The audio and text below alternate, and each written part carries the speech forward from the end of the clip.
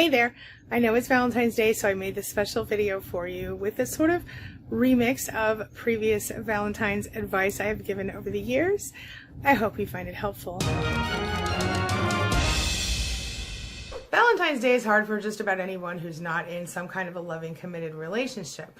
But when you are with a narcissist or you have been with a narcissist, chances are they're going to do one of four things for Valentine's Day. Number one, they're going to blow it out of the water and do it in an amazing, awesome way. But if that's the case for you, you're probably not watching this video because that happened early in the relationship during the love bombing phase. The other thing they're going to do is probably disappoint you if you're still in the relationship. And if they don't disappoint you, that's because they've already left. And they're going to go for the Hoover maneuver where they're going to try to suck you back in which case they might make it pretty good for about 24 hours or less. Most often, they're either going to ruin it or they're going to suck you back in. So I think one of the worst things that happens to us on Valentine's Day is that we look at Instagram and Facebook and we see all of these amazing, couples. We see that someone did something, they bought this beautiful diamond encrusted awesomeness for somebody, or somebody over here did some other amazing thing, and we're just thinking, gosh, we just want everything to be peaceful, And when you're dealing with a narcissist, whether you're still with them or you've just recently left them, you're going through a lot in your head already. Valentine's Day just kind of feels like a poke in the eye with a sharp stick. It's not that great. So how do you deal with those feelings of maybe feeling a little jealous of other people's awesome relationships and things like that? Number one, the first thing you can do is try to either one of two things. Either be happy for people when you see that stuff and, hit the heart button and feel positive things for those people, because that could draw more positive things to yourself, or don't look at that stuff. It's not going to kill you to skip Facebook and Instagram on Valentine's Day, right?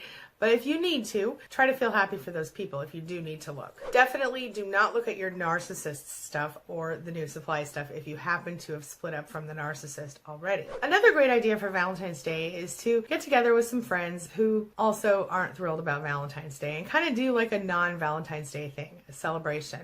Otherwise, do something that makes you feel good and just kind of steer clear of the media that day. Like I said, have realistic expectations, understand what is probably going to happen on Valentine's Day. If you are still with the narcissist, understand you're probably going to be disappointed. If you're not still with the narcissist, you need to prepare yourself for dealing with the Hoover. So why do narcissists make the holidays suck so much? Well, number one, they seriously lack empathy. They do not have the ability to care how you feel about anything. They want everything to be all about them, which kind of leads me to number two, but we'll get there in a minute. The point is, when a narcissist is not the center of attention, they cannot stand it. And on the holidays, on people's birthdays, all this stuff, they don't get to be the center of attention. The lack of empathy causes them to treat people like crap, causes them to treat people without respect, without love. So they lack empathy. That's why they don't care they're hurting you on the holidays. They don't care that it's your favorite time of year. They don't care that you're already stressed the heck out, right? They just want what they want when they want it. This brings me to number two. Narcissists don't like it when they're not the center of attention. Since they don't like it when they're not their center of attention, they do whatever they can to get attention. And since they have a lack of empathy, they don't care who they hurt in the process. If the narcissist acts sad or angry or miserable, that means everyone around them might cater to their needs. They want to be made happy, and you'll try to do everything that you can because you want to be happy on the holiday too. And if you've been in the relationship with them long, you're probably already stressing about this now. If the narcissist can make you feel like you're responsible for their moods, woo, they've won. They love it. They want you to jump when they say jump. They want you to feel scared or upset if they're angry or bored or lazy or whatever, lonely. See, with a narcissist, attention is attention. If they can't get it to be all about them in a good way, they'll get it to be all about them in a bad way. They don't care which one, whatever works. This brings me to number three. In some cases, narcissists are afraid of intimacy. So they don't want to go to the family events. They don't want you to go to their family events because that might indicate a certain level of intimacy. Now, this is not the case for every narcissist, because if you've been with a narcissist for a long time, you might find that they kind of pop back into your life right around the holidays. But in a newer relationship, a narcissist may find a reason to avoid intimacy on the holidays by making sure that you're excluded from their holiday plans or vice versa. Here's another thing. Number 4, a narcissist may have found an alternate form of supply, and if that's the case, they're definitely going to be in the love bombing process with the supply. So they're going to find a reason to avoid spending time with you so they can spend time with the new supply. You have to remember who you're dealing with here. A narcissist doesn't act like anything other than a narcissist. If you expect them to act like anything else, you're just going to be setting yourself up for disappointment. So if you're still dealing with a narcissist on a holiday this year, make sure you understand who you're dealing with. Try not to take anything personally. And if the narcissist says or does things that upset you around the holidays, try this one word. Interesting. Gray rock. Don't give them a single minute of your anxiety or stress if you can avoid it. At least don't let them see it. If you must deal with a narcissist on this holiday, remember the gray rock. Remember to say, interesting, instead of, what do you mean, la la la la la? No, don't give them one bit of your anxiety, okay?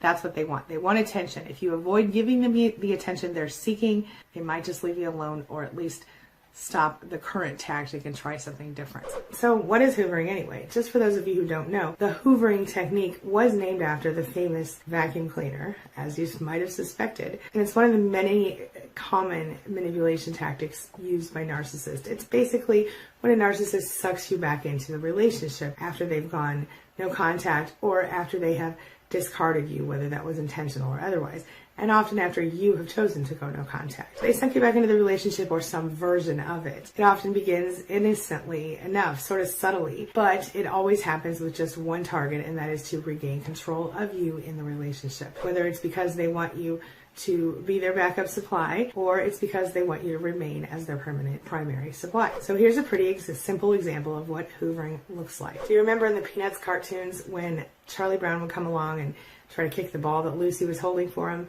Every time he'd try to kick it, she'd just pull it away and laugh and laugh and laugh when he fell on his head. Well, Charlie Brown did what any kid would. He would stop trusting her to hold the ball.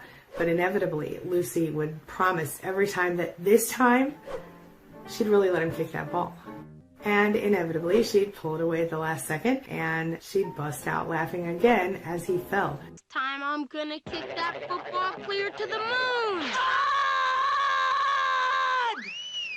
Hoovering usually begins after the devalue and the discard phases, when the silent treatment stops giving the narcissist pleasure, and when they're ready for more of that supply that you've been so good at giving them for all these months or years. Or it'll start when the narcissist knows that you're left or you're leaving and they fear that you won't return because they like your supply. The thing is, it's especially prominent on the holidays because people are lonely. Not just narcissists reach out to old exes on the holidays, my friend. The idea is that the narcissist needs to reestablish contact with you in order to re-engage you for the narcissistic supply that you've been so good at providing all this time. This is a dangerous tactic, my friend, because once the narcissist gets their foot in the door, you often find yourself being love bombed and hearing promises of brighter days ahead. Everything's going to be awesome. But just like poor Charlie Brown, you're bound to fall again. So how are you going to deal with a narcissist hoovering today? If you're still stuck in that relationship, might as well just let it happen, but keep some safeguards in place. So first of all, don't take the bait, because if you do, you might end up allowing the narcissist to cross your boundaries, and you'll end up settling for less than you really deserve in the long run. Plus, you don't want to allow yourself to start doing the things that you wouldn't normally do in order to please the narcissist again, and you don't want to stop taking care of yourself in favor of the narcissist's needs. Most importantly, you don't want to give up your own independence. But in general, if we're talking about regular hoovering where they're trying to suck you back in on a holiday, let's go with this, all right? The first thing you need to do is make sure that your boundaries are firmly in place. Don't let them be changed or broken during the holidays. It is too easy to give in right now, right? Because we're all feeling kind of lonely. Don't do it. Number 2, if you've put safeguards in place or consequences in place due to the narcissist's bad decisions, keep those in place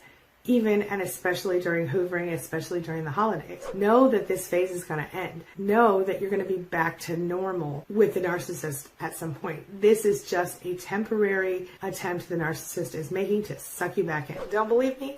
Look at the narcissist's previous patterns in your own relationship or the relationships they've had with other people in the past. Next up, make a special effort to maintain your healthy activities and relationships, and even increase your engagement with those things, anything healthy in your life, especially during the holidays. This will help to strengthen your recovery efforts, and it'll help you stay on track with no contact during the holiday. A lot of times we kind of let the narcissist hoover us to bargain with us, right? We will try to create positive change in our relationships because right now they're trying to get us back. So they're acting nice and sweet and kind. So we'll be like, well, I'll tell you what, I'll consider it, but you have to do X, Y, Z first. Or I have to see that you're trying. I have to see this or that or the other thing. And we think that because the narcissist seems so receptive, they seem so on top of stuff, they seem like they're so, yes, anything you want, I'll do that thing, but at least more so than usual. Well, our requests seem like they're going to be heard, but they're not. You got to understand, most of the time, any change that is created during a hoovering phase,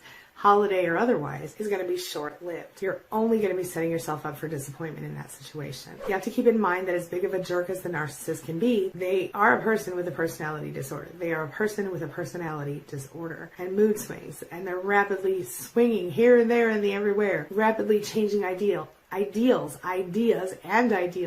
all part of that thing. So you don't want to allow their personality disorder to fool you. You have to remember what they really are. Even if part of them really wants to create those changes and they really seem honest, it will not continue to stay safe for you. It will eventually roll right back to where you were when you didn't want to be with them in the first place. Next up, remember that knowledge is power. Educate yourself on NPD. You're doing that right now. Make an effort to understand what you're dealing with and who you're dealing with, because understanding does lead to overcoming. Next, don't allow yourself to depend on the narcissist emotionally at all, especially during the holidays. They will disappoint you every single time, especially when it matters the most. The hoovering phase can and will cloud your judgment, and you might even end up setting yourself up for some real emotional devastation if you allow the narcissist to lull you into that false sense of security and intimacy. Don't let it happen to you. Next, if you have been physically abused by a narcissist and hoovering is an attempt to make you forget it, please don't. Get some help.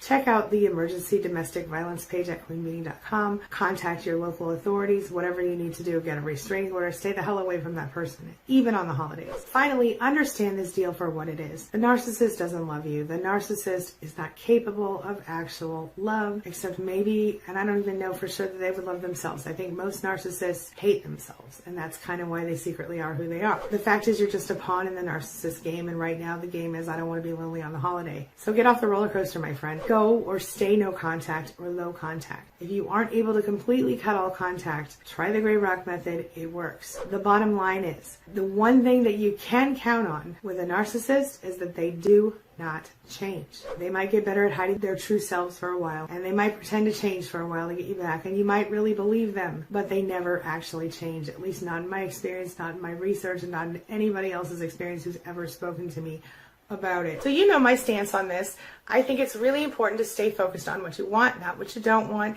and to remind yourself why you shouldn't get involved. Personally, I think it's a really good idea to make a list of reasons that you wanted to leave or go no contact in the first place, and to stick it somewhere you can find it when you feel weak. And of course, if you need to, go minute by minute in order to cope with the difficult times of feeling the urge to call the narcissist or stalk their social media profiles or whatever, then go minute by minute. Use pattern interrupts. Use different techniques to help yourself. Never forget that you deserve the best. You deserve to be loved, and you're not alone.